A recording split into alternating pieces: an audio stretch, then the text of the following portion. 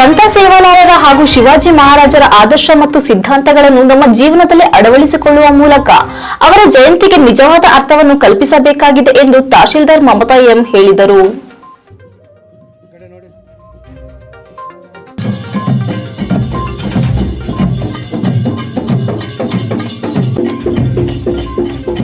ಪಟ್ಟಣದ ತಾಲೂಕು ಕಚೇರಿ ಆವರಣದಲ್ಲಿ ರಾಷ್ಟ್ರೀಯ ಹಬ್ಬಗಳ ಆಚರಣಾ ಸಮಿತಿ ವತಿಯಿಂದ ಹಮ್ಮಿಕೊಂಡಿದ್ದ ಸಂತ ಸೇವಾಲಾಲ್ ಮತ್ತು ಶಿವಾಜಿ ಮಹಾರಾಜರ 397ನೇ ಜಯಂತಿ ಕಾರ್ಯಕ್ರಮವನ್ನು ಉದ್ಘಾಟಿಸಿ ಇಬ್ಬರು ಮಹನೀಯರ ಭಾವಚಿತ್ರಕ್ಕೆ ಪುಷ್ಪಾರ್ಚನೆ ಸಲ್ಲಿಸಿ ಬಳಿಕ ಮಾತನಾಡಿದ ಅವರು, ಬಂಜಾರ ಸಮಾಜವು ರಾಷ್ಟ್ರದಲ್ಲಿ ಅತಿಶ್ರೇಷ್ಠ ಸಂಸ್ಕೃತಿ ಮತ್ತು ಸಂಪ್ರದಾಯಗಳನ್ನು ಹೊಂದಿದೆ.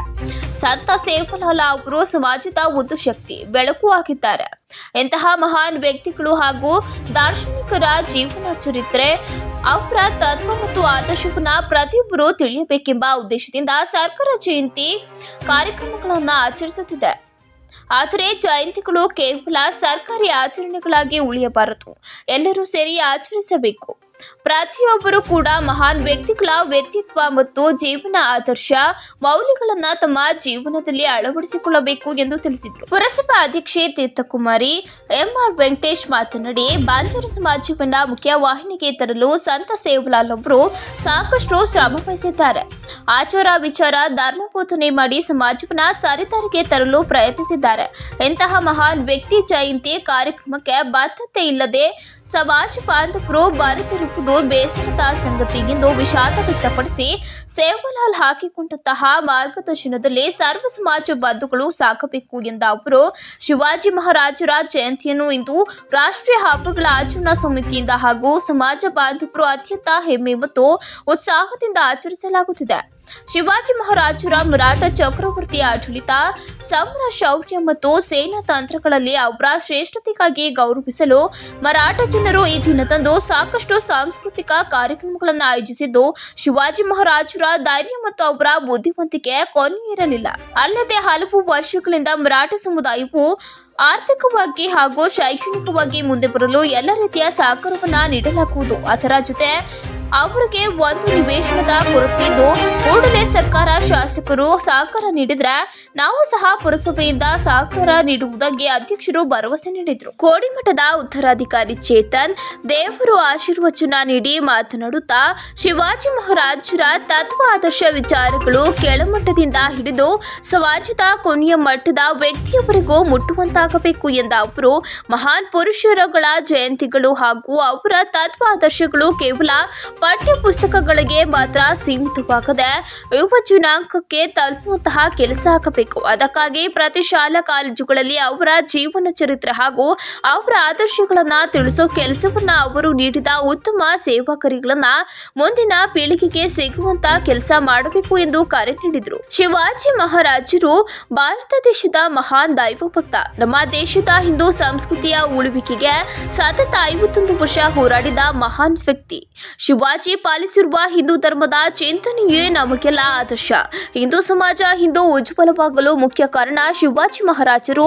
ಅಂತಹ ಮಹಾನ್ ಚೇತನಕ್ಕೆ ನಾವುಗಳು ಗೌರವಿಸುವ ಕೆಲಸವನ್ನ ಪ್ರತಿಯೊಬ್ಬರು ಮಾಡಬೇಕು ಎಂದರು. ಈ ಸಂದರ್ಭದಲ್ಲಿ ಮರಾಠಿ ಸಮಾಜದ ಅಧ್ಯಕ್ಷ ಶಿವಪ್ಪ, ಮಾಜಿ ಅಧ್ಯಕ್ಷ ಗುರುಜಿ, ಜಿಲ್ಲಾ ಕಾರ್ಯದರ್ಶಿ ಶಿವಾಜಿ, ಗ್ರಾಮ ಪಂಚಾಯಿತಿ ಅಧ್ಯಕ್ಷೆ ವೀಣಾ, ಜಿಲ್ಲಾ ಶಿಕ್ಷಣಾಧಿಕಾರಿ ನಾರಾಯಣ್, ಕಾರ್ಯ ಅಧ್ಯಕ್ಷ ಚಂದ್ರಶೇಖರ್, ಜಯ ಕರ್ನಾಟಕ ಅಧ್ಯಕ್ಷ ರಾಜಣ್ಣ, ಕ್ಷೇತ್ರ ಸಮನ್ವಯಾಧಿಕಾರಿ ಶಿವಮರ್ಯಪ್ಪ, ಕೃಷಿ ಇಲಾಖೆಯ ರಂಗಸ್ವಾಮಿ, ಟಿಎಚ್ಒ ವಿಜಯಕುಮಾರ್, ಸಮಾಜದ ಜಗದೀಶ್ ಸೇರಿದಂತೆ ಇತರರು ಹಾಜರಿದ್ದರು. ಇದೇ ವೇಳೆ ಶಿವಾಜಿ ಮಹಾರಾಜರ ಭಾವಚಿತ್ರ ಹಾಗೂ ವಿವಿಧ ಸಾಂಸ್ಕೃತಿಕ ಕಲಾತಂಡದೊಂದಿಗೆ ಪಟ್ಟಣದ ಪ್ರಮುಖ ಬೀದಿಗಳಲ್ಲಿ ಮೆರವಣಿಗೆ ನಡೆಸಿದರು.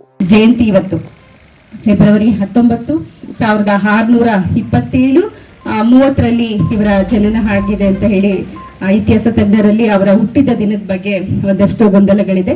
1630ರಲ್ಲಿ ಶಿವಾಜಿಯವರು ಶಿವನೇರಿ ಎಂಬ ಗ್ರಾಮದಲ್ಲಿ ಜನನ, ಪುಣಿಯ, ಮಹಾರಾಷ್ಟ್ರದ ಪುಣಿಯ ಶಿವನೇರಿ ಗ್ರಾಮದಲ್ಲಿ ಜನನ ಆಗ್ತಾರೆ. ಅವ್ರ ತಂದೆ ತಾಯಿಗಳು ಹಿಂದೂ ಕನಸನ್ ಕಂಡಂತಹ ಹಿಂದೂ ರಾಜ್ಯ ಆಗ್ಬೇಕು ಅನ್ನೋ ಕನಸನ್ ಕಂಡಂತಹ ಮಹಾನ್ ವ್ಯಕ್ತಿ ಬಗ್ಗೆ ನಾವೇನಾದ್ರು ಹೇಳ್ಬೇಕು ಅಂತ ಹೇಳಿದ್ರೆ ಅದ್ರ ಹಿನ್ನೆಲೆ ಯಾರಿದ್ದಾರೆ, ಅದಕ್ಕೆ ಬೆಂಬಲವಾಗಿ ನಿಂತ್ಕೊಂಡಂತಹ ವ್ಯಕ್ತಿ ಯಾರು ಅಂತಂದ್ರೆ ಶಿವಾಜಿ ಅವರ ತಾಯಿ ಜೀಜಾಬಾಯಿ ಅವರು. ಜಿಜಾಬಾಯಿ ಅವರು ಬಾಲ್ಯದಿಂದ ಹೊರಟು ಬರ್ತಾರೆ. ಬೆಂಗಳೂರಲ್ಲಿ ಈಗಾಗಲೇ ಕೆಂಪೇಗೌಡರ ವಿಜಯನಗರ ಆಡಳಿತನ ನೋಡಿರ್ತಾರೆ. ಕೆಂಪೇಗೌಡರ ಜೊತೆಯಲ್ಲಿ ಅವರು ಏನೆಲ್ಲ ಆಡಳಿತ ಹೇಗಿತ್ತು, ಸೈನಿಕ ಪದ್ಧತಿ ಹೇಗಿತ್ತು ಎಲ್ಲ ನೋಡಿರ್ತಾರೆ 12 ವರ್ಷದಲ್ಲೇ.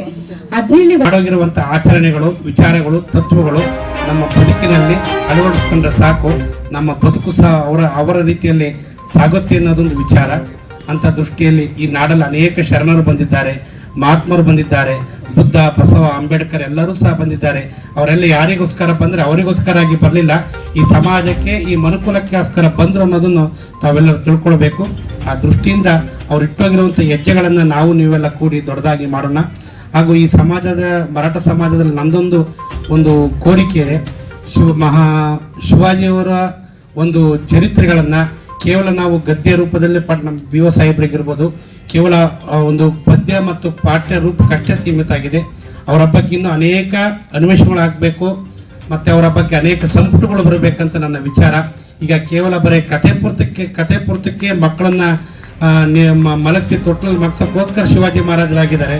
ಆದರೆ ಇವತ್ತಿನ ಅವರ ವಿಚಾರಗಳು ಸಮಾಜದ ಕೆಳಮಟ್ಟದಿಂದ ಹಿಡಿದು ಸಮಾಜದ ಕೊನೆಯ ಮಟ್ಟದ ವ್ಯಕ್ತಿಯವರೆಗೂ ಮುಟ್ಟುವಂತ ಆಗ್ಬೇಕಂತ ಶಕ್ತಿ ಸಮಾಜದಲ್ಲಿ ನೀವು ಒಗ್ಗೂಡ್ಕೊಂಡು ಛತ್ರಪತಿ ಶಿವಾಜಿಯವರ ವಿಚಾರಗಳನ್ನು, ದಾರಿಗಳನ್ನು ಇನ್ನೂ ದೊಡ್ಡ ಪ್ರಮಾಣದಲ್ಲಿ ಬಿತ್ತರಿಸಬೇಕಂತ ಹೇಳ್ತಾ ನನ್ನ ಕೋರಿಕೆಯನ್ನು ಸಹ ಈ ಕಾರ್ಯಕ್ರಮ, ಈ ವೇದಿಕೆ ಪರವಾಗಿ ನಾನು ಅನಿಸಿಕೆಯನ್ನು ತಿಳಿಸ್ತಾ ಇದ್ದೀನಿ. ಎಲ್ಲರ ಭಗವಂತ ಕೊಟ್ಟಿದ್ದಾನೆ ಶಕ್ತಿಯನ್ನು. ಆ ಶಕ್ತಿಯನ್ನು ನಾವು ನೀವೆಲ್ಲ ಅರ್ಥಪೂರ್ಣವಾಗಿ ಬಳಸ್ಕೊಂಡು ನನ್ನ 2 ಮಾತುಗಳಿಗೆ ವಿರಾಮ ಹೇಳ್ತಾರೆ. ಇವತ್ತು ಇದೀರಾ? ಯಾರಾದ್ರೂ ಒಬ್ರು ಇಲ್ಲ. ಇದೀರಾ? ನೀವೇ ಇದ್ದೀರಾ? ಆಫೀಸರ್ ಆಗಿ ಬಂದಿದ್ದೀರಾ? ಎಲ್ರಿಗೂ ಸಮುದಾಯದ ಅಧ್ಯಕ್ಷರುಗಳು ಎಲ್ಲಿದ್ದಾರೆ?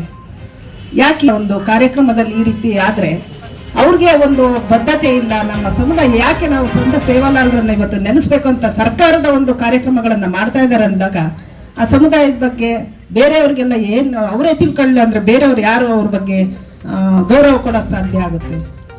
ಇದು ನನ್ಗೇನೋ ಬಹಳ ಅವರು ಮಾಡ್ತಾ ಇರೋದು ತಪ್ಪು ಅನ್ಸುತ್ತೆ. ಇವತ್ತು ನಾವುಗಳೇ ಅವರ ಒಂದು ಸಂತ ಸೇವಾಲಾಲರವರ ಒಂದು ಇದನ್ನ ಓದ್ತಾ ಇರುವಾಗ ನಿಜವಾಗ್ಲೂ ಅನ್ಸುತ್ತೆ ಅವ್ರು ಕೊಟ್ಟಂತ ಶಿಕ್ಷಣಕ್ಕೆ ಕೊಟ್ಟಂತ ಒತ್ತು ಇರ್ಬೋದು, ಮದ್ಯ ವ್ಯಸನಗಳಾಗಬಾರ್ದು ಅನ್ನೋದಿರ್ಬೋದು, ಪ್ರಕೃತಿ ಗಿಡ ನಡಿ ವರ್ಷದ ಹಿಂದೆನೆ ಅವರು ಮಾತಾಡ್ತಾರೆ ಅಂದ್ರೆ ಇದ್ರ ಬಗ್ಗೆ ಎಲ್ಲ ಅವರ ತತ್ವ ಸಂದೇಶಗಳು ಯಾವ ರೀತಿ ಇದೆ ಅಂದ್ರೆ ಇವತ್ತಿಗೂ ಸಹ ಅನುಕರಣೀಯವಾಗಿದೆ.